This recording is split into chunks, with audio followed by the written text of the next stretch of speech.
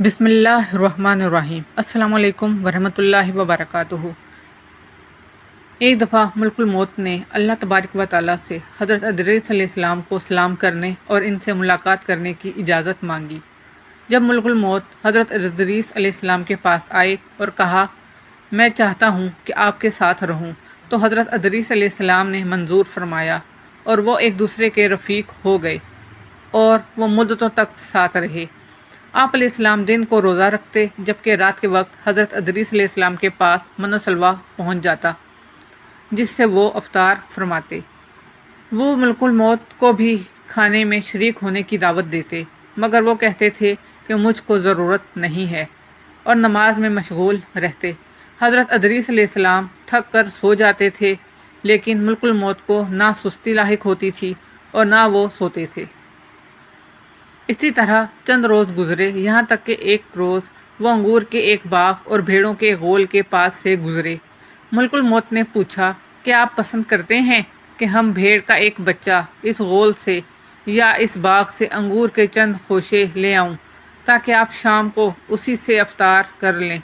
حضرت ادریس علیہ السلام نے کہا سبحان اللہ، میں تم کو اپنے مال سے کھانے کی دعوت دیتا ہوں تو تم انکار کر دیتے ہو، اور مجھ کو دوسروں کا مال بغیر اجازت کھانے کی دعوت دیتے ہو۔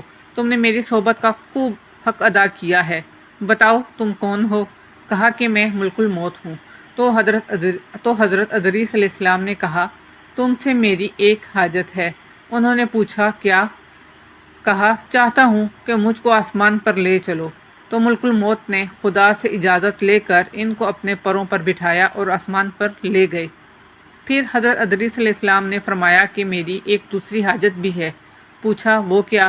فرمایا میں نے سنا ہے کہ موت بہت سخت ہے، میں چاہتا ہوں کہ اس کا کچھ مزہ بھی چکھوں تاکہ سمجھوں کہ ویسی ہی ہے جیسا کہ میں نے سنا ہے۔ ملک الموت نے خدا سے اجازت لی۔ اجازت ملنے پر تھوڑی دیر کے لیے ان کی سانس پکڑ لی، پھر ہاتھ ہٹا لیا۔ پوچھا کہ موت کو کیسا پایا؟ فرمایا بہت زیادہ شدید ہے، اس سے جیسا کہ میں نے سنا تھا۔ پھر فرمایا ایک اور حاجت بھی ہے، مجھے جہنم کی آگ دکھا دو۔ ملک الموت نے خادم جہنم کو حکم دیا کہ جہنم کے دروازے کو کھول دے۔ جب حضرت ادریس علیہ السلام نے دیکھا تو غش کھا کر گر پڑے۔ جب ہوش میں آئے تو فرمایا ایک اور حاجت ہے، یعنی بہشت دیکھنا چاہتا ہوں۔ ملک الموت نے بہشت کے خادم سے اجازت لی اور ادریس علیہ السلام بہشت میں داخل ہو گئے اور فرمایا اے ملک الموت، اب میں یہاں سے باہر نہ آؤں گا، کیونکہ خدا نے فرمایا ہے کہ ہر نفس کو موت کا ذائقہ چکھنا ہے، اور میں نے چکھ لیا۔ فرمایا گیا کہ تم میں سے کوئی ایسا نہیں ہے جو جہنم کے پاس وارد نہ ہو، اور میں وارد ہو چکا۔